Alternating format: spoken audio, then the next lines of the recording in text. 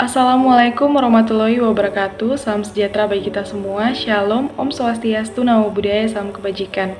Pada kesempatan ini, saya Gracia Febnasdi Raelia Hulu dengan nomor induk mahasiswa C1C020053 dari kelas R009, program studi akuntansi Fakultas Ekonomi dan Bisnis Universitas Jambi. Saya akan mempresentasikan materi mengenai pengendalian keuangan. Video ini saya buat untuk memenuhi tugas dari mata kuliah akuntansi keperilakuan yang diampu oleh dosen pengampu Bapak Dr. Wirmi Eka Putra, SEMSI, CIQNR, CSRS. Langsung saja ke pembahasan yang pertama, yaitu mengenai pentingnya manajemen keuangan. Manajemen keuangan adalah sebuah objek yang sangat menarik saat kita berada pada abad ke-21. Nah, radio dan televisi menyajikan cerita-cerita yang dramatis tentang pertumbuhan dan penurunan perusahaan-perusahaan, pengambil alihan perusahaan, dan berbagai jenis restrukturisasi perusahaan. Untuk dapat memahami perkembangan ini dan untuk ikut serta di dalamnya secara efektif, diperlukan pengetahuan mengenai prinsip keuangan. Pentingnya prinsip keuangan ini digarisbawahi dengan adanya perkembangan yang terjadi dalam pasar keuangan. Selanjutnya yaitu mengenai fungsi keuangan. Fungsi keuangan yang utama adalah dalam hal keputusan investasi, perhitungan biaya, dan dividen untuk suatu organisasi. Dana dikumpulkan dari sumber-sumber keuangan eksternal dan dialokasikan untuk penggunaan yang berbeda-beda. Arus dana di dalam perusahaan dipantau. Imbalan untuk sumber-sumber perhitungan ini dapat berupa tingkat pengembalian atau return, pembayaran kembali, serta produk dan jasa. Fungsi-fungsi yang sama ini harus dilaksanakan baik di perusahaan bisnis, badan pemerintah, maupun organisasi-organisasi nirlaba. Tujuan manajer keuangan adalah untuk merencanakan guna memperoleh dan menggunakan dana serta memaksimalkan nilai organisasi. Selanjutnya yaitu mengenai pengendalian keuangan. Pengendalian didefinisikan sebagai suatu inisiatif yang dipilih yang mengubah kemungkinan dari pencapaian hasil yang diharapkan. Pengendalian keuangan hasil yang diinginkan merupakan peristiwa-peristiwa perilaku dan aplikasi dari masalah-masalah keuangan.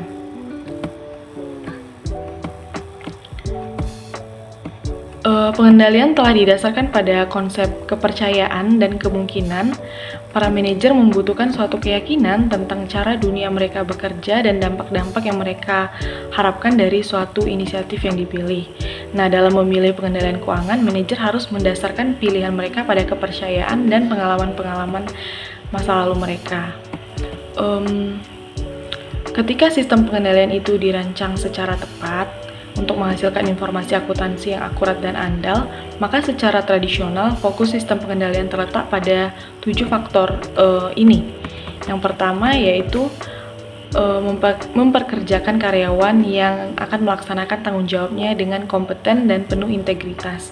Yang kedua, menghindari fungsi-fungsi yang tidak harmonis dengan cara memisahkan tugas dan tanggung jawab. Yang ketiga, mendefinisikan wewenang yang terkait dengan suatu posisi sehingga kesesuaian dari suatu transaksi dilaksanakan dan dapat dievaluasi. Yang keempat, menetapkan metode yang sistematis guna memastikan bahwa transaksi telah dicatat dengan akurat. Yang kelima, memastikan bahwa dokumentasi memadai. Yang keenam, menjaga aktiva dengan mendesain prosedur yang membatasi akses terhadap aktiva tersebut. Dan yang terakhir, yang ketujuh, mendesain pengecekan independen untuk meningkatkan akurasi. Selanjutnya kita akan membahas mengenai pengendalian terpadu. Secara formal, sistem pengendalian komprehensif merupakan suatu konfigurasi yang saling melengkapi, yaitu subsistem formal yang mendukung proses administratif. Untuk bisa menjadi pengendalian yang komprehensif, suatu sistem pengendalian seharusnya mencakup 3 tahap proses administratif dan implementasi pengendalian berikut. Yang pertama yaitu perencanaan, yang kedua operasi, dan yang ketiga yaitu umpan balik. Perencanaan yaitu proses perencanaan dalam organisasi juga ditandai dengan istilah perilaku penetapan tujuan. Usaha-usaha perencanaan formal lebih dari sekedar pengisian lembar-lembaran dokumen perencanaan. Aspek-aspek terpenting dari proses penetapan tujuan adalah mengenai dasar dari organisasi dan komunikasi. Jika struktur organisasi dirasa kurang memadai, maka hal ini akan menjadi permasalahan utama dari proses perencanaan. Kemudian yang kedua yaitu operasi. Nah, pengendalian pengoperasian merupakan suatu proses perantara dan proses perbaikan atas aktivitas-aktivitas pengoperasian selama implementasi atas rencana-rencana manajemen. Di berbagai organisasi, pengendalian pengoperasian merupakan tanggung jawab dari manajer pemilik, yaitu mereka yang ahli dalam mengendalikan pengoperasian lewat sesuatu yang tidak formal dan berfokus pada manusia. Organisasi yang lebih kompleks dan lebih besar dituntut untuk lebih memformalkan pengendalian pengoperasian guna menjamin suatu standar yang efektif dan meningkatkan efisiensi dan pengoperasionalan. Selanjutnya yang ketiga yaitu umpan balik. Umpan balik dalam organisasi berasal dari sumber formal dan informal yang disusun dari komunikasi nonverbal. Komunikasi tersebut secara rutin dihasilkan dari statistik yang ditabulasikan sebagai dasar untuk evaluasi penyusunan. Dalam aplikasi manajemen, keberadaan faktor manusia dan kompleksitas dari motivasi manusia mendukung pernyataan bahwa hubungan antara umpan balik dan tindakan-tindakan berikutnya masih diwarnai dengan ketidakpastian dan kerumitan. Selanjutnya yaitu mengenai faktor-faktor konseptual. Nah, konteks dapat menjadi penting untuk keberhasilan dalam mendesain dan mengimplementasikan sistem pengendalian keuangan. Konteks sebagaimana digunakan dalam bagian ini mengacu pada serangkaian karakteristik yang menentukan susunan empiris dan dalam sistem pengendalian yang akan ditetapkan. Pada bagian ini, faktor-faktor konseptual itu seperti yang pertama, ukuran. Nah, ukuran ini dapat dipandang sebagai suatu peluang dan suatu hambatan. Ukuran dipandang sebagai peluang jika berfungsi sebagai pemberi manfaat ekonomi dan bukan sebagai strategi pengendalian.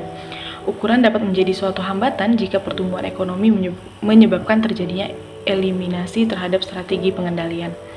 Selanjutnya yaitu stabilitas lingkungan. Desain pengendalian dalam lingkungan yang stabil dapat berbeda dari desain pengendalian dalam lingkungan yang selalu berubah.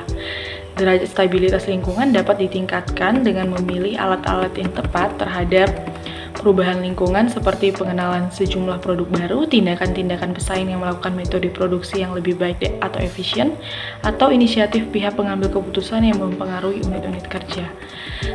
Selanjutnya itu ada motif keuntungan. Manfaat terbesar dari yang berkaitan dengan indikator-indikator berbasis laba adalah bahwa indikator-indikator tersebut secara jelas jika diringkas. Nah, ringkasan-ringkasan secara statistik tersebut sering diartikan sebagai suatu ringkasan atau keseluruhan keberhasilan dari subsistem yang kompleks dan sukar dipahami, di mana subsistem tersebut meliputi keseluruhan organisasi. Nah, yang terakhir yaitu faktor-faktor proses. Nah, suatu faktor proses penting dalam pengendalian biaya-biaya yang tidak dapat dihindari dan biaya-biaya untuk melakukan rekayasa adalah biaya-biaya variabel. Nah, strategi pengendalian biaya untuk proses strategi biaya variabel seringkali berbeda dalam hal substansi dalam strategi pengendalian biaya yang disesuaikan seperti aplikasi biaya tetap. Sebagai contoh, proses biaya variabel selalu menekankan pada konservasi, sementara proses biaya tetap selalu dikaitkan dengan efektivitas dan utilitas. Selanjutnya yaitu pertimbangan-pertimbangan rancangan. Ada beberapa hal yang harus menjadi pertimbangan-pertimbangan dalam merencanakan pengendalian keuangan. Yang pertama yaitu antisipasi terhadap konsekuensi logis, yang kedua relevansi dengan teori agensi, yang ketiga yaitu pengelolaan perubahan, dan yang terakhir yaitu pengelolaan perubahan. Selanjutnya yaitu pengendalian dalam era pemberdayaan. Nah,